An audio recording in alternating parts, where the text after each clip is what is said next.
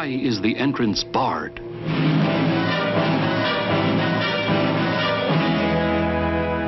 What secret do they guard?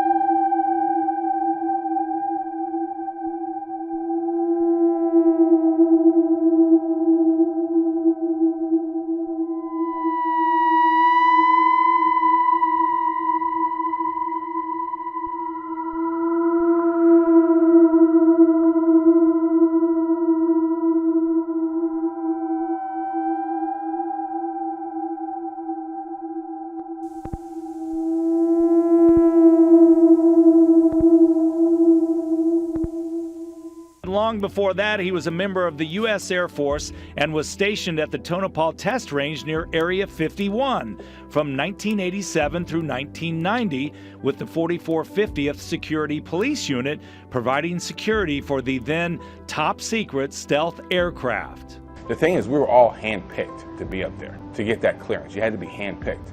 So with that being said, we were all at the top of our game always. You always had to be at the top of your game.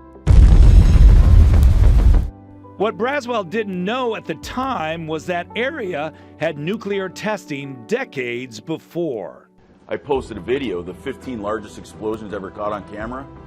One of them was done right in between where we slept and worked. Dave Crete was also stationed there with the 4461st Security Police Unit from 1983 through 87, and also didn't realize the soil was contaminated with toxic materials. The government said that they secured the area so that there would be no more spread of the contamination. The way they secured it was with a barbed wire fence. Now, I don't have a PhD in physics, or I avoided physics at all costs. Barbed wire fence isn't going to do that. It's not stopping anything. Vegas, Nevada is a super windy place. There's literally always at least a breeze. And we're talking about the alpha particles, which is spreading, is 2 to 3 microns. It takes 25,000 microns to make an inch. So it's a super tiny little thing. There's no, a 10-mile-an-hour breeze is blowing it wherever it wants to blow it. Today, both men are dealing with health consequences they believe are directly caused by contamination. And it really hit home when Dave had a reunion with those who also served in the Tonopah test range. There's 8 of us, and 6 of us have tumors. Members of Congress are demanding answers about deep, dark secrets hidden inside the vast national security apparatus secretly related to UFOs.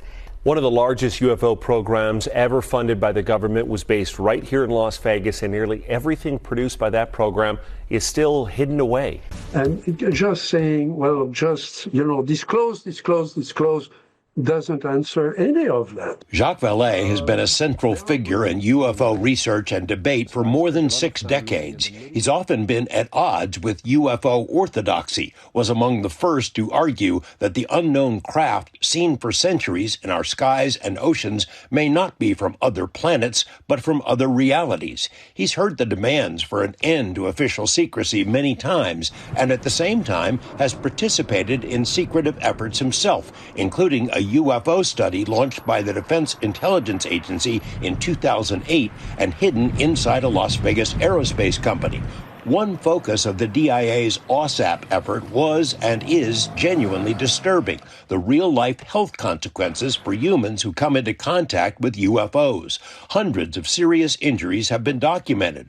OSAP investigators traveled to Brazil to obtain government files related to hundreds of Brazilians treated for injuries after being targeted by UFOs.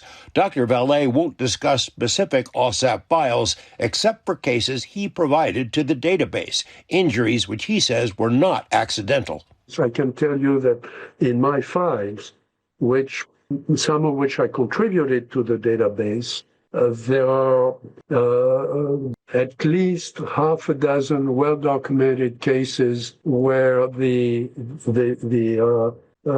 injuries that resulted in death were deliberate. Incidents in which UFOs deliberately cause physical harm to humans are rare, according to personnel who have seen the full OSAP files, but they do occur. Dr. Colm Kelleher, one of OSAP's managers, has said bluntly that UFOs are bad for human health. Could that be a reason to keep secrets? If there is some kind of non-human intelligence here, the secrecy starts with them. But governments, in particular the U.S. government, have created multiple other levels of secrecy. The atomic secrecy, primarily, which most people in the Pentagon are not cleared for, and then the military secrecy and the strategic secrecy, and then the diplomatic secrecy. Dulce is a quiet, unassuming town nestled in northern New Mexico. Many of its residents are members of the Jicarilla Apache tribe. They swear. I tell stories, but my nose isn't growing. They are not making this up. They threw down a ladder from that spaceship, and then 2 small people started climbing down. Jerry Julian says she had her first extraterrestrial encounter right here on her Dulce ranch about 40 years ago. It was huge. I just saw the bottom of it. It was flat like this. Many of her neighbors claim similar strange sightings. Fat in the middle and kind of rounded on the sides. You're speechless, You just don't know what to think, It's just it's like nothing you've ever encountered before. Why are stories of the extraordinary ordinary here? I do not know. I do not know. Probably in kind of that big mountain we have right there, you know. Rumor has it there is a secret base hidden underneath the Archuleta Mesa here. The mountain overlooks Dulce. Some people in town say the base is run by aliens working with our federal government to conduct mind control and genetic experiments. They also claim they've seen some creatures cooked up in those experiments, like Bigfoot and something half human. Down this way, the waist down, it's a goat. It has a tail. But up here, it's a man. People tell me Dulce wasn't always a center for supernatural activity, but then sometime in the 70s, things changed. That's when cows started turning up mutilated. They just cut out in between the legs right here. We've seen one. I know it's not a predator, it's doing it. Someone's doing it. Local police never definitively said who's to blame. Locals say it has to be something out of this world. And since then...